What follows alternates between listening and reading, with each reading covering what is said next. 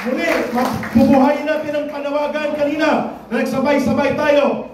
Digmaan ni Marcos at ng mga kano. Tutulan, labanan. Ready? Go! Digmaan ni Marcos at ng mga kano. Tutulan, labanan. Digmaan ni Marcos at ng mga kano. Tutulan, labanan. Daniel, take it over. Thank you, Bago, for that very powerful presentation. Next, I'd like to welcome Professor Romel Panlawi to give us his opening statements. Thank you.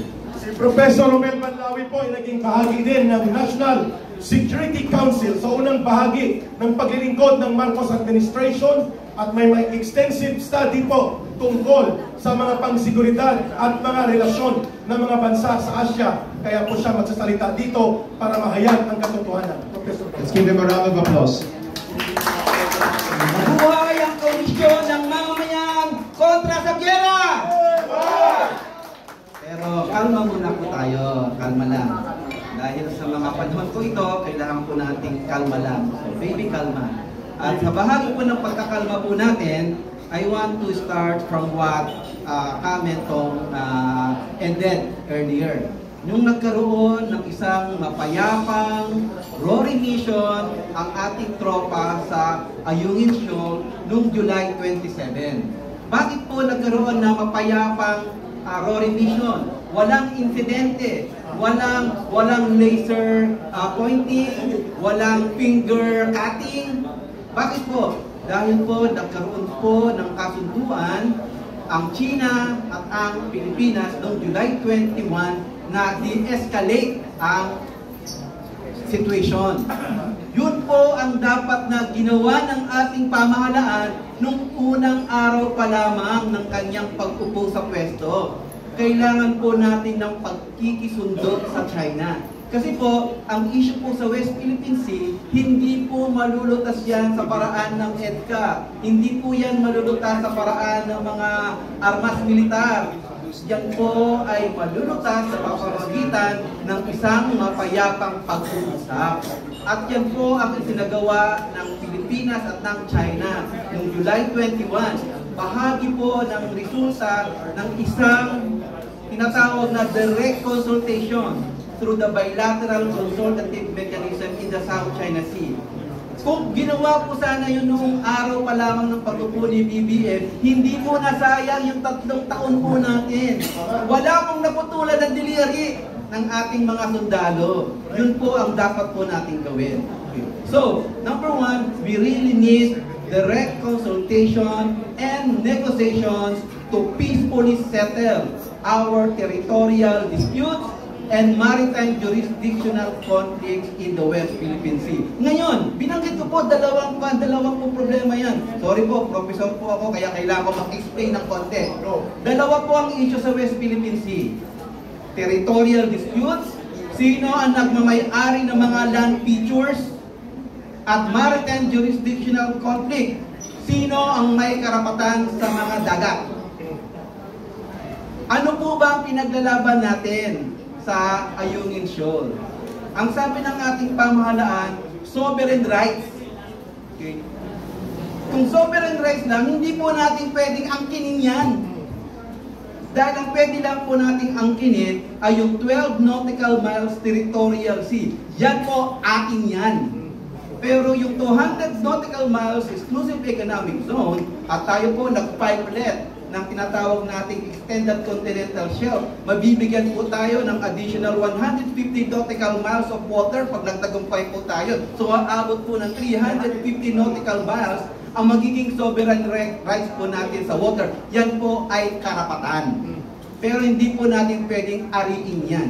Pero meron tayong exclusive rights. Ngayon, ang problema, ang dagat na po yan ay inaangkin din po ng iba.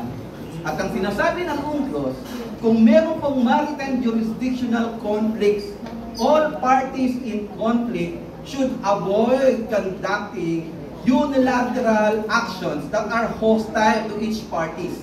So, ibig sabihin, ay dapat di tayo gumagawa ng mga hostile actions sa area na yan. Hindi lamang ang Pilipinas, pati lahat po ng parties yan. At ito po yung masaklap na katotohanan.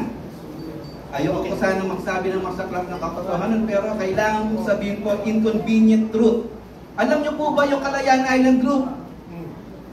Ilang po bang land feature sa Kalayaan Island Group ang dineclare natin na bahagi ng ating teritoryo? Alam niyo po ba kung ilan? Aba, hindi niyo alam. Ang Kalayaan Island Group po na nakalocate sa Spratlys, 48 land features po ang dineclare ng ating batas na bahagi ng ating teritoryo. Pero, ilan po ba sa mga land features yan ang kontrolado natin? Alam niyo po ba kung ilan lamang? 9 lamang po. Out of 48. 21 po okupado ng Vietnam. 7 okupado ng China. 5 okupado ng Malaysia. 1 okupado ng Taiwan. So we lost not only a square inch of our territory. Hindi po square inch ang 21 land features. Hindi po square inch ang 5 land features. So ibig sabihin po, inagaw na po ng iba ang dineclare natin na teritoryo natin. Pero, bakit China lang ang ating pinagpuputukan ng butsi? Bakit maganda ang relasyon natin sa Vietnam at hindi sa China? Bakit maganda ang relasyon natin sa Malaysia kung saan sinakop niya ang Sabah? Teritoryo natin sa US. Teritoryo natin yan. Tanong natin sa US. So, ibig sabihin, kaya po natin makipagsundo sa ating neighbors na hindi dapat dadaan sa kaguluhan. Bakit hindi natin magawa yan sa China? Alam niyo po ba kung bakit? Dahil tayo ay nagpapa-apekto sa isang foreign power. Magagalit si Uncle Sam. Yun. Kaya dapat iwas po tayo sa gulo. At dapat sa halip na sundin natin ang dikta ng Estados Unidos, sundin po natin ang sentimiento ng ating neighboring countries in ASEAN. Ano ba ang sinisigaw ng neighboring country natin sa ASEAN? Let us declare the region as a zone of peace, freedom, and neutrality. Tama. Yan po ang dapat nating ipaglaban. Hindi po paguluhan. Tama.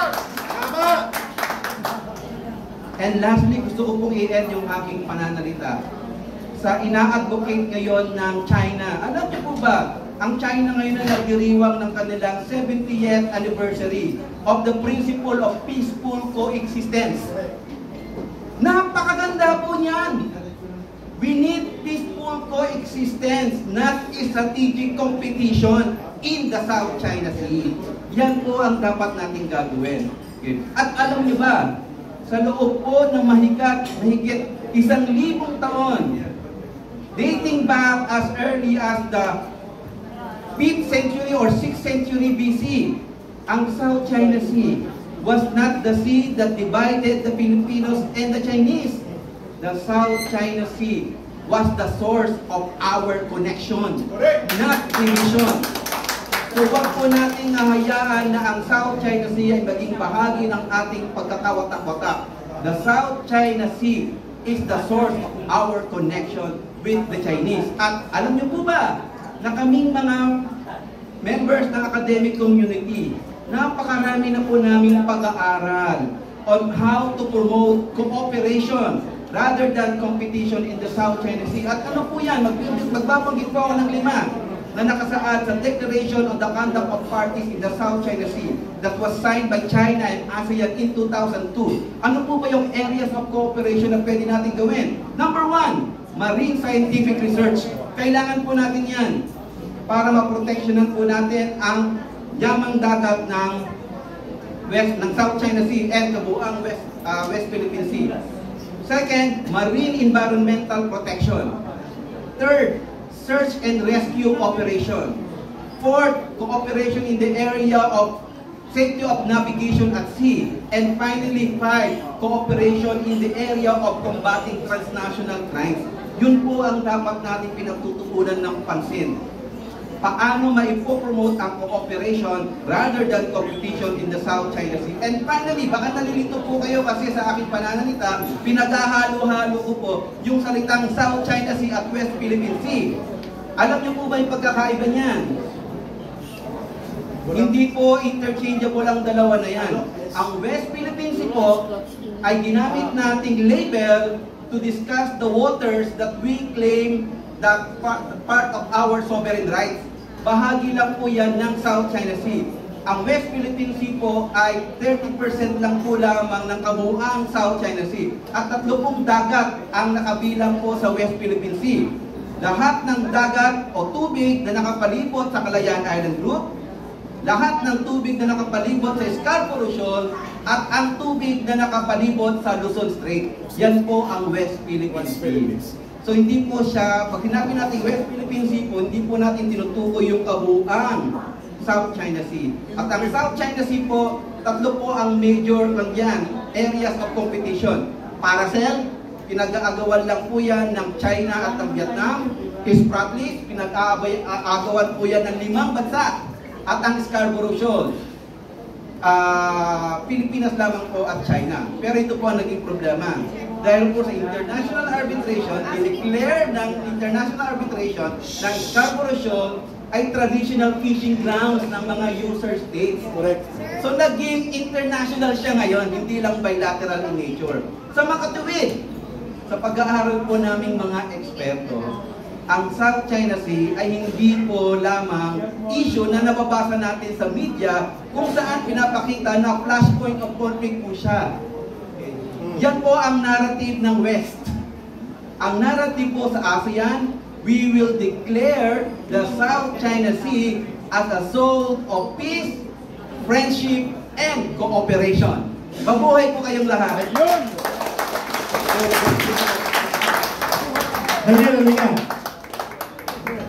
Maraming salamat sa paglilinaw at mga paghahayag ng katotohanan na ginawa po ni Professor Romel Panlawi. Malinaw po ang kanyang binabanggit. Hindi po digmaan ang patutunguhan na dapat natin, kundi pakikipagkausap, pakikipagkaibigan, diplomasya at dialogo, sapagkat ang mga karatig bansa natin ay ayaw ng digmaan at ang Pilipinas lang po sa sulsol ng Amerika at kagustuhan ni Marcos Jr. ang gustong makipagirian at makipagkiskisan dyan sa issue ng South China Sea at sa usapin ng West Philippine Sea. Daniel, take it away. Thank you again, Professor Panlawi, for reminding us that the South China Sea is a sea that is the source of our friendship and cooperation and connection, and not competition, confrontation, and war. Thank you again.